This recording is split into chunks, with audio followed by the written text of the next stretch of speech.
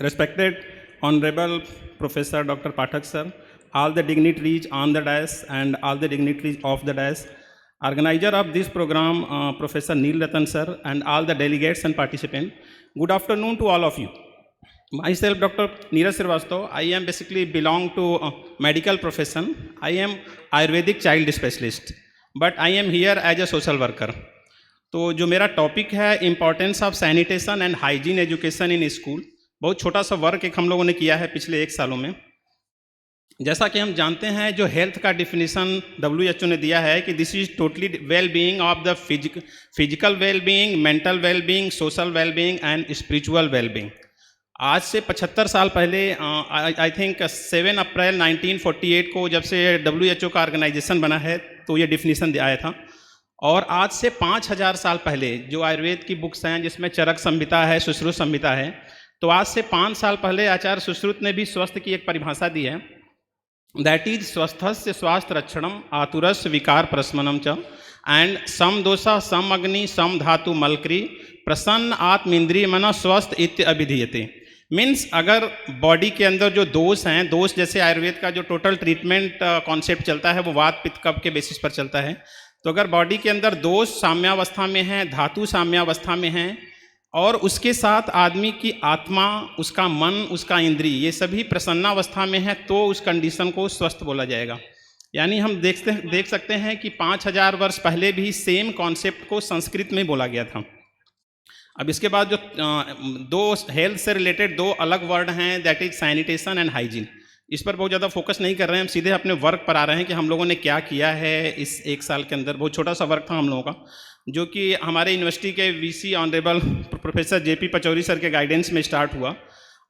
मार्च 2021 से हम लोगों ने देहरादून के सराउंडिंग में जो रिमोट एरिया में स्कूल हैं, स्पेशली प्राइमरी स्कूल, वहाँ पर फोकस किया बच्चों को SSHE एक टेक्निक एजुकेशन देने का, that is school sanitation hygiene and education. मतलब स्कूल में जाके बच्चों को एक 30 मिनट का वीडियो क्लिप था जिसमें हम लोग उसके बाद उसको डिमॉन्स्ट्रेट भी कर रहे थे कि कैसे बच्चों को मतलब उनको सैनिटेशन के बारे में थोड़ा सा बताना है उनके एज के हिसाब से, और how to hand wash and how to provide safe drinking water to children. Specially मैं मेडिकल प्रोफेशन से हूँ तो थोड़ा सा मैंने बच्चों के डिजीज कंडीशन पर भी फोकस किया। जैसा कि आप लोग जानते होंगे, कुछ वाटर बॉर्न डिजीजेज हैं जो कि इंडिया का जो 70% जो डिजीजेज हैं that is water borne, specially in the age group of child. जो नीति आयोग एक डाटा देती है हर साल, infant mortality rate, under 5 child mortality rate, तो अंडर 5 जो चाइल्ड मॉर्टिलिटी रेट है उसमें सबसे ज़्यादा मोस्ट इंपॉर्टेंट कारण है डायरिया और acute respiratory infection, and third है माल न्यूट्रिशन। ये तीनों कनेक्टेड हैं सेफ ड्रिंकिंग वाटर। मतलब अगर हम सेफ ड्रिंकिंग वाटर प्रोवाइड करते हैं तो हम तीनों चीज़ों पर कंट्रोल कर सकते हैं। और गवर्नमेंट ऑफ इंडिया ने ये दिया भी है कि जो 70% डिजीजेज हैं in India approximate concern to water, and WHO और UN का है कि 20% of the world wide is also related to safe drinking water. तो हम लोगों ने क्या किया कि जो देहरादून के सराउंडिंग में जो स्कूल हैं वहाँ हम लोग हर महीने में लास्ट सैटरडे को एक कैंप लगाते थे। अलग अलग स्कूलों में अलग अलग दिन पड़ता था और वहाँ पर 40 मिनट का एक वीडियो क्लिप था और उसके साथ उनको डिमॉन्स्ट्रेशन करके दिखाया जाता था।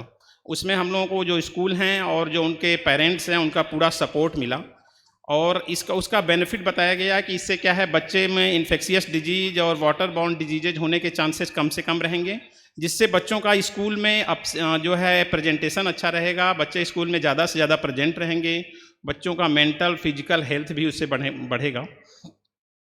तो इसके बाद जब हम लोग उस टेक्निक को स्टार्ट किए तो उसके पहले का जो डाटा था, अगर हम देखते हैं कि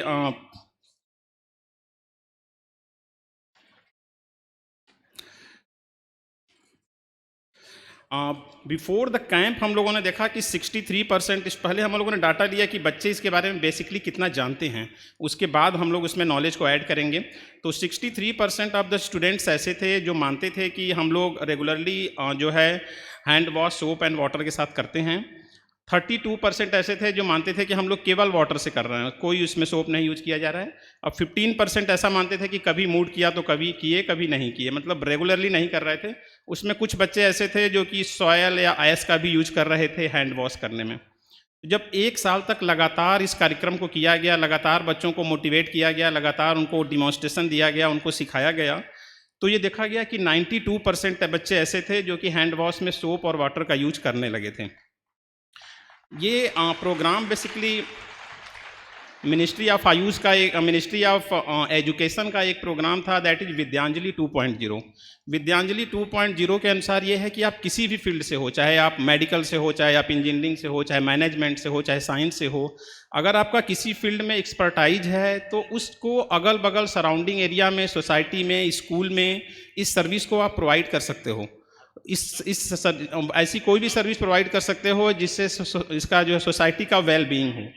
तो इसी के तहत हम लोगों ने इस कार्यक्रम को स्टार्ट किया था। उसके बाद जो गवर्नमेंट के और भी प्रोग्राम्स हैं, जैसे सर्वोच्च विद्यालय पुरस्कार एक स्टार्ट हुआ, 2016 से चल रहा है, जिसमें कि जो डिस्ट्रिक्ट का सबसे साफ विद्यालय है वहाँ पर जो है बच्चों को और वहाँ के टीचर को स्पेशली जो है उसके लिए पुरस्कार दिया जाता है। अब हम लोग का इसमें फ्यूचर में क्या प्लान है? फ्यूचर में हम लोग का प्लान ये है कि इसको हम लोग अभी जो है देहरादून डिस्ट्रिक्ट में ही फोकस किए हैं, बट आगे जो उत्तराखंड की 13 और डिस्ट्रिक्ट्स हैं वहाँ भी इसको अपनी टीम को और बड़ा करके हर डिस्ट्रिक्ट में इस चीज़ को पहुँचाने का प्रोग्राम करना है in the guidance of our VC sir. And इसके साथ साथ हम लोग, जैसा सर अभी पिछले 2 दिनों से ऑनरेबल डॉक्टर पाठक सर बोल रहे थे कि बच्चों में वैल्यूज़ को जनरेट करना बहुत ज़रूरी है, बच्चों को संस्कार देना बहुत ज़रूरी है। तो हम लोग इसके साथ उनको इन सब चीज़ों के साथ साथ हम लोग संस्कार और क्या उनकी वैल्यूज है उनके एज के हिसाब से इसको भी ऐड करेंगे इसमें। हाँ, इसको भी हम लोग इसमें ऐड करेंगे। जैसे अभी हमारे अरुणोदय शायद आज आए हैं कि नहीं आए हैं, पिछले 2-3 दिनों से मैं देख रहा हूँ कि उस बच्चे पर सभी लोग अट्रैक्ट हो रहे हैं, सभी लोग उस बच्चे के साथ सेल्फी लेना चाह रहे हैं या उस बच्चे के साथ फ़ोटो खिंचाना चाह रहे हैं। मैंने बेसिकली पीएचडी की है चाइल्ड साइकोलॉजी में बनारस हिंदू यूनिवर्सिटी से, तो मैं उसकी साइकोलॉजी को एसेस कर रहा था, तो मैंने देखा कि ये 3 चीज़ें ऐसी हैं जो उस बच्चे में बाकी बच्चों से अलग हैं। 3 चीज़ों में पहली है वैल्यूज, बच्चे में संस्कार उसके पेरेंट्स ने बहुत अच्छे डाले हैं। दूसरी चीज़ जो उसके साथ था कि बच्चे की हाजिर जवाबी, जैसा कि हम लोग केबीसी में भी देख रहे थे कि अमिताभ बच्चन जो भी सवाल पूछ रहे थे उसको तुरंत जवाब दे रहा था। एक क्वेश्चन में उन्होंने पूछा कि अब मैं आपके साथ नहीं खेलना चाहता हूँ, अमिताभ बच्चन ने बोला, तो उसने बोला कि सर जी मेरे साथ खेलिए क्योंकि मैंने कई दिनों से इस पर मेहनत किया है, तो मेरी पूरी मेहनत ख़राब हो जाएगी।